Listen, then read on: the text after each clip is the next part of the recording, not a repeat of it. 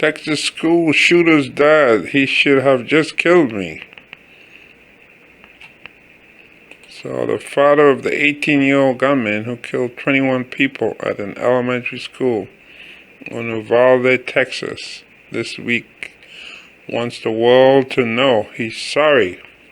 In an interview with the Daily Beast on Thursday, Salvador Ramos said, "I just want the people to know I'm sorry, man, for what my son did." So the father has the same name as the son. Wow. That's something, carrying around a name like that. You know? I never expected my son to do something like that. Ramos, 42, added, "He should have just killed me, instead of doing something like that to someone. To someone. He did it to 21 people, and other people, like 17 other people, got injured." His son, also called Salvador, shot his grandmother in the face. Who does that? On Tuesday, and drove away with her car before running the truck into a ditch outside Robb Elementary and opening fire on a fourth grade classroom. The teenager, whose attack has claimed the lives of at least 19 young children and 2 kids, was killed at the scene. It was the deadliest school shooting in the U.S. in nearly a decade. Ramos said he was at work the day of the shooting and only learned of it when his own mother called to tell him. In panic, he started calling the local jail, asking them if his son was there. Eventually, the realization sunk in. "They killed my baby, man," he said. He added, "I'm never going to see my son again, just like they're not going to see their kids, and that hurts me."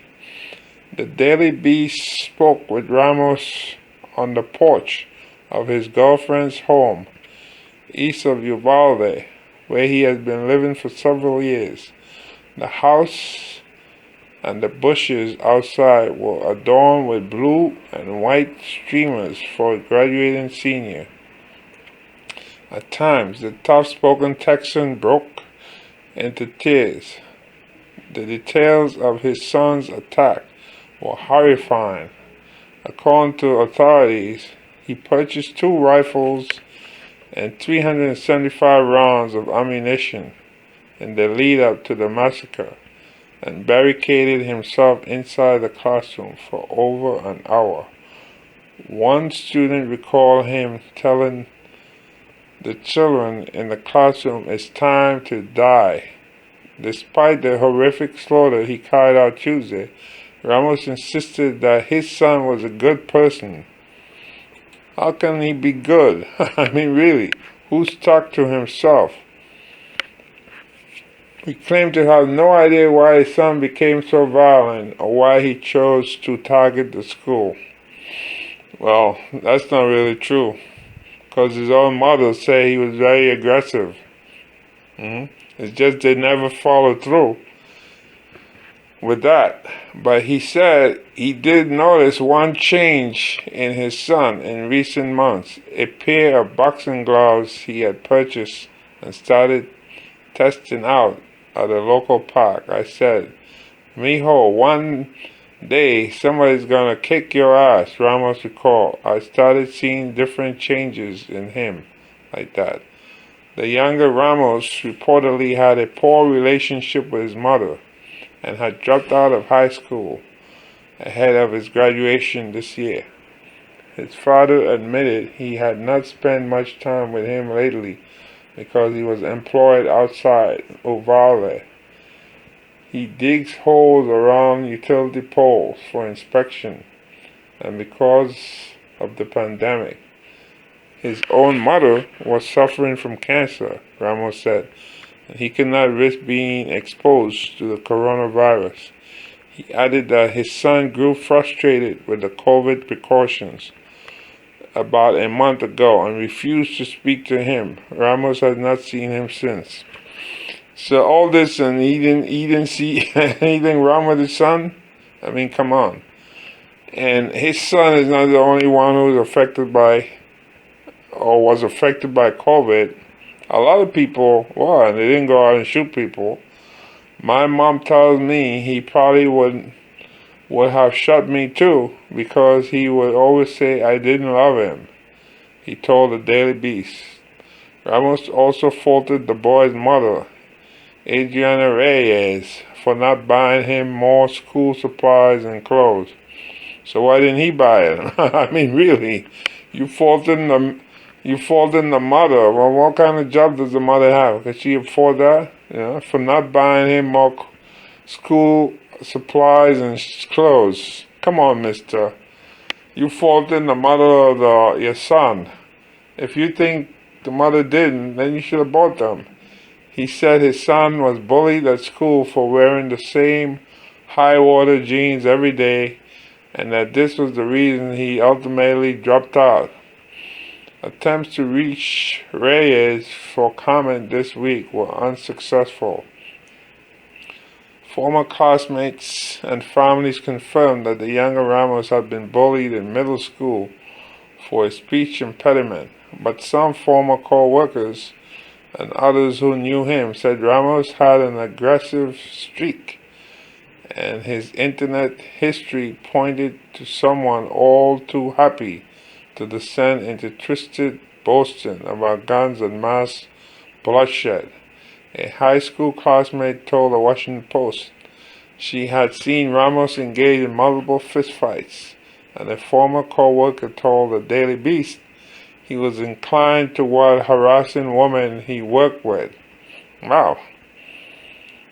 Me talking about the same guy here, 18 years old, harassing women? I don't think he was necessarily bullied, the classmate Nadia Reyes told the paper. He would take things too far, say something that shouldn't be said, and then he would go into defense mode about it. For his own part, the father has a lengthy criminal record which includes at least one conviction for assault and causing bodily injury to a family member. He said he was currently estranged from his daughter, the gunman's sister, who he said was also upset with him for not spending enough time with the family. The sister, 21, joined the Navy and is no longer living at home. My daughter, I guess, changed her life. She went to the Navy. Yeah, but to go to the Navy, you gotta have a high school diploma, right? He said, I wish my son would have gone and changed his life. Ramos said his son frequently complained about his maternal grandmother, that's the woman he shot in the face, who was in the hospital recovering from her injuries this week. He said he offered to let his son move in with his own parents, but that the teenager declined, citing the lack of Wi-Fi. The teenager's final dispute with his maternal grandmother before he shot her was reportedly over his phone bill. He said his son had a girlfriend in San Antonio, whom he and his family had been to visit, but he did not comment further on the teenager's social life, which classmates said had rapidly been declining. He added that he was speaking out because I want my son's story out there. I don't want them calling him a monster. They didn't know nothing, man, he said. They don't know anything he was going through.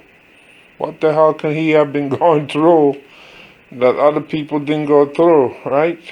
I mean, especially at a young age, people go through a lot of stuff.